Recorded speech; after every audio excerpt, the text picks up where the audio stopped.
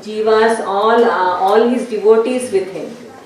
So when you see this picture, Krishna is always with someone, either with a parrot or with a butterfly, with a cow or with his cowherd boy friends. So he's never alone. So that is why Krishna is always wanting everyone to be with him, so that we can make a nice pearl necklace, nice balanced living. Okay? So next thing, when you see this pearl necklace, this is the very expensive pearl necklace. It's supposedly, when I looked up on the internet for an expensive pearl necklace, this came up. It is like around $50,000. So what is unique in this necklace? Look at each pearl. What is unique in it? How are the pearls? They are uneven, right? They are not perfect. Do you see anything perfect? They are very round. So if someone gives you a pearl necklace which is like perfect, then that's a fake pearl necklace. So each bead, each pearl has its own color, its own shape, right, Neha? So each pearl has a different nature. So in the same way, each of us, we have different ways of worshipping Krishna. These are the 9 processes of actually worshipping Krishna. It's called Shravana, Kirtana, Smarana, Vandana, Pada Sevana, Dasya. Like here you can see Lakshmi is serving Krishna by Pada Sevana, by serving his feet. And here Sukadev Goswami and Parikshit Maharaj, they are doing the hearing and speaking about Krishna. So there are different ways you can serve Krishna. If you like singing, you can sing nice Krishna songs and serve him. If you like cooking, you can serve nice food to Krishna, right? And if you know art, you can draw nicely. If you like studying, you can become very good at your studies and give all the credit to Krishna. So there are all these ways you can serve Krishna. So Krishna is telling where he is, and Krishna is telling why you cannot see him. Then how do we see Krishna? How do we, if you want to know about somebody, if you want to see them, what is the first thing you have to do? You cannot look and tell. Okay, that's true. You need to know them, right? So how do you know? If someone wants to know about you, what do they need to do? You are somewhere in a different country. Someone wants to know about you. They know it's Kirtana's birthday. What does she like? So what do?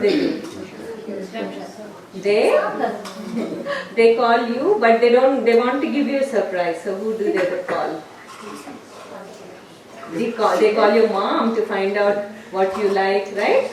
So we first to know who is Krishna, how to see him, we should know how he looks, what are his activities, what he does. So to do that, this is what is given to us. This is Bhagavat Purana, Srimad Bhagavatam. This is considered as body of Krishna. That is why even if you don't read Bhagavatam, it is said that you should have Bhagavatam in your house.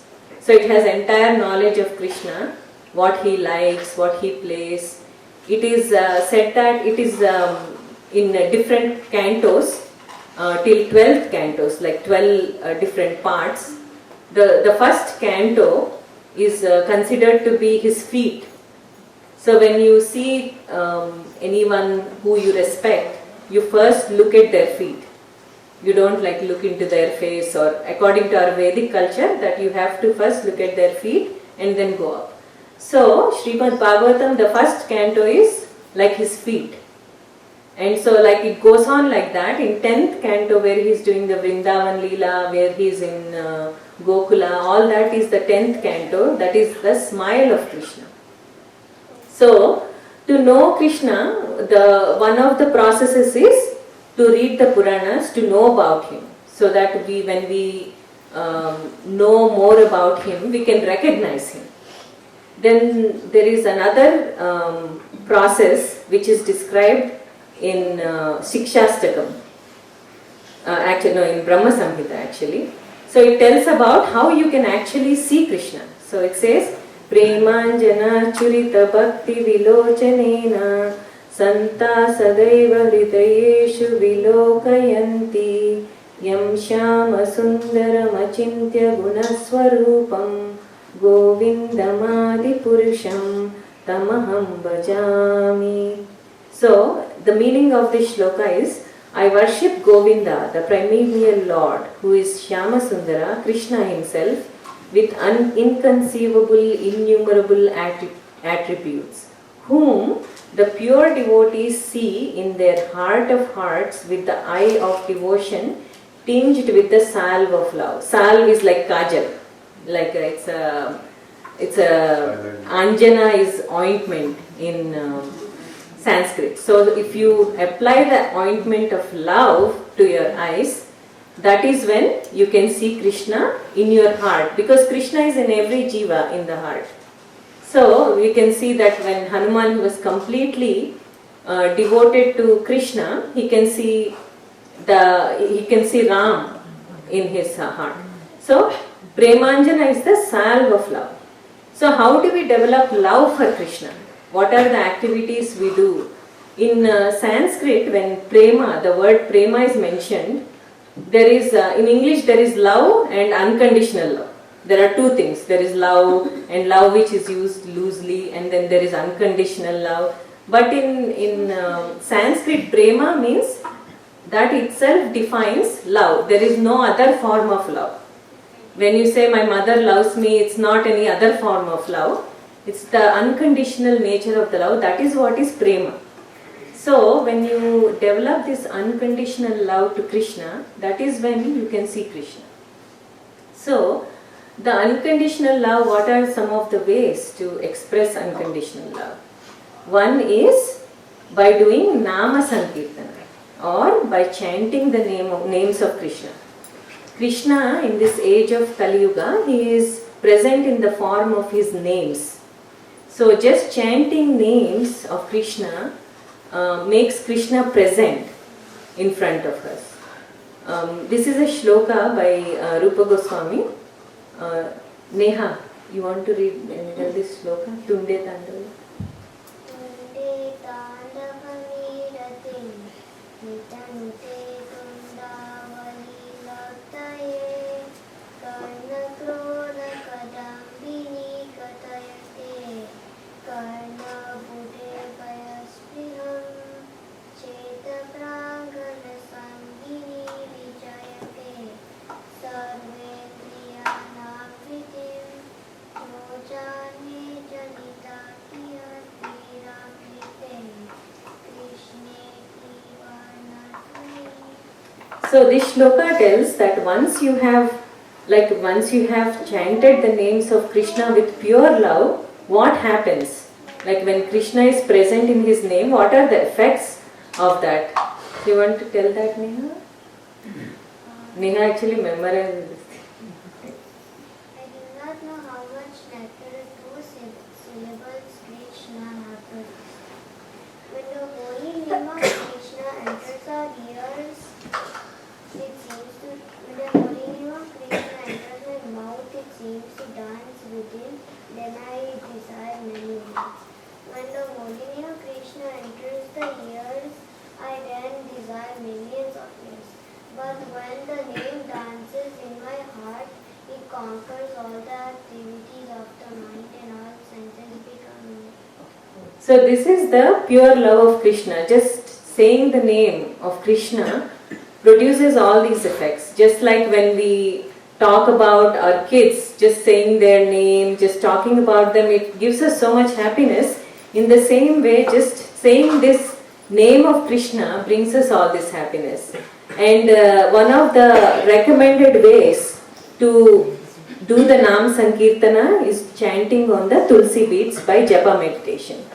And the next, like we talked about the other ways we can express unconditional love or prema to Krishna is by also offering food to Krishna. Whatever we make it with a mind frame that we are going to make it for Krishna and offer. So these are some of the ways that Krishna, we can express our prema towards Krishna, the unconditional love. So once we have like developed a little taste or little prema for Krishna, so how do we see Krishna everywhere? Like once Krishna actually when Prabhupada was preaching to his disciples in the West, they asked him, so what happens, Prabhupada, when we develop full faith, full prema towards Krishna? How do we see Krishna? Like if you see a tree, will Krishna be hanging like leaves? No, that sounds like really weird, right? Every atom has Krishna, so you see Krishna everywhere. You wouldn't know the difference between the table and the computer. So then and then Prabhupada answered, he gave an answer. But before telling about the answer, I want Aditya to tell about one talk we heard this afternoon. Aditya actually showed it to me. He brought it on his phone, and we heard that talk that nicely summarizes how to see God or Krishna. Can you come closer, Aditya? You can sit here, maybe. That way you can face audience and tell the summary of what you.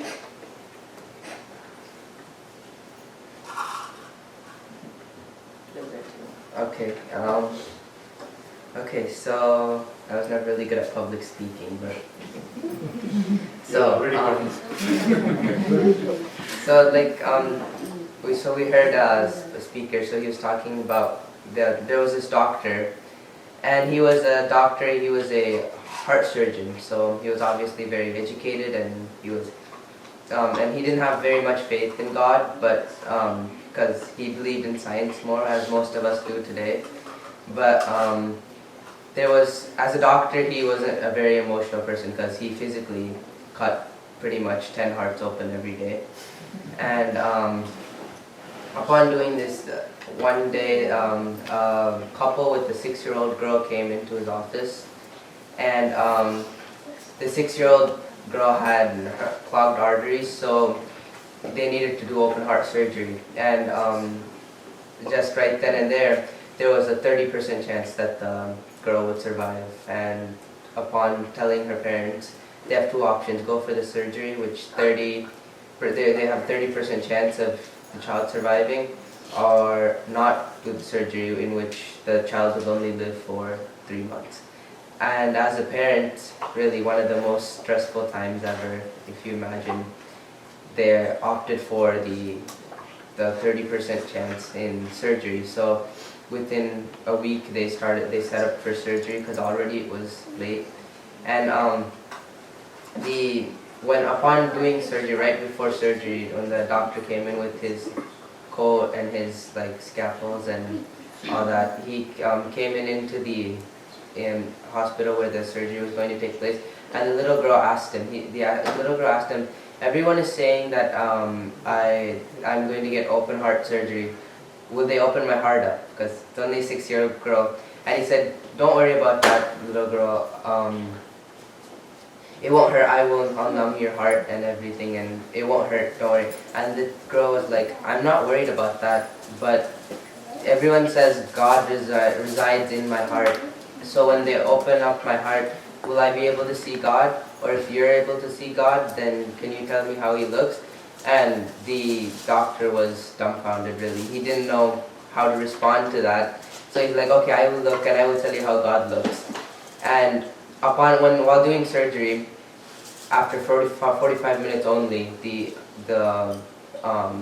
BP and all the other statistics went down, and the child was nearing death, and he knew that from this point on, there is no way to, you really can't do anything, the child is going to die. So he said the child is going to die, turn all the machines off, and so he said turn all the machines off, and then as they were turning the machines off, he thought, well, I was going to open the heart up, and he opened the heart up, but he didn't see anything. He didn't see God there, and he's like, so if there is God, then I'm not really that much of a skilled man in front of all this education and everything. It is only you, because her parents are praying. It is only God, it is only Krishna that can save this child now.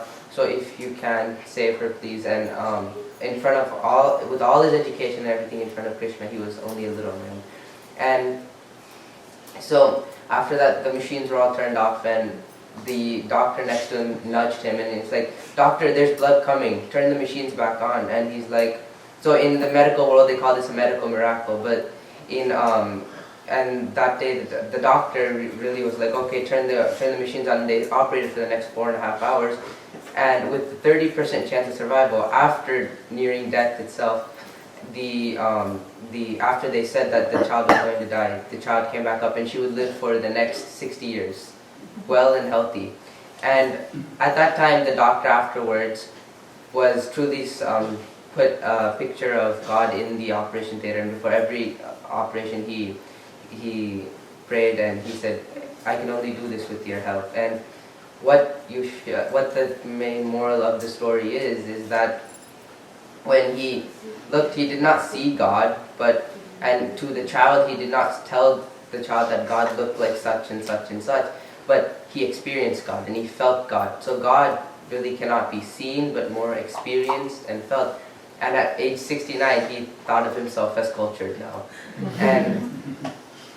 And so it's kind of like, and there's many people are dissenters to the entire, how can I feel something that I don't see? But you do that every day, you feel things that you don't see, because assuming that everyone in this room is not choking and is alive right now, you're breathing oxygen and you are living in an air which is surrounding you. You can feel that and you know it's there, but you can't see it. So if that is possible, then feeling God without seeing Him is not too far-fetched from that either.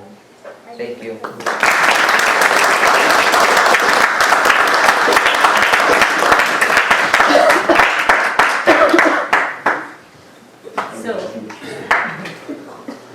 So in the same way, when the disciples asked Prabhupada said, when the devotee has full love, when they have prema, when they have faith, they feel the Krishna's energy in everything. When they see a flower blossom, they see energy of Krishna in it. When they see water, when they see anything, they feel the Krishna's energy in it, and they are thankful for that. So, and also when you have faith, you can extract God from anything. Like when you see, there is an example of this in actually our Puranas. We know Prahlad Maharaj, right? Prahlad.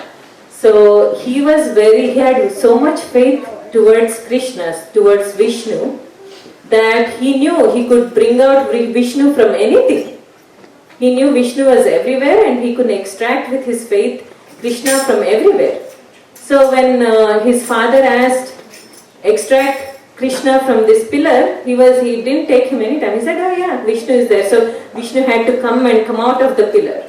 So when you have so much faith, you don't even have even a little minute doubt about presence of God, you can even extract God from anything. So let's start our journey towards clearing our consciousness to develop pure love for Krishna. And we will be doing one of the forms of Nam Sankirtan after this, in the form of Pushpanjali and Kirtan. And also, as much as you can, take part in chanting the holy names. You can try to do japa every day, the chanting on the beads made of tulsi, Krishna's names.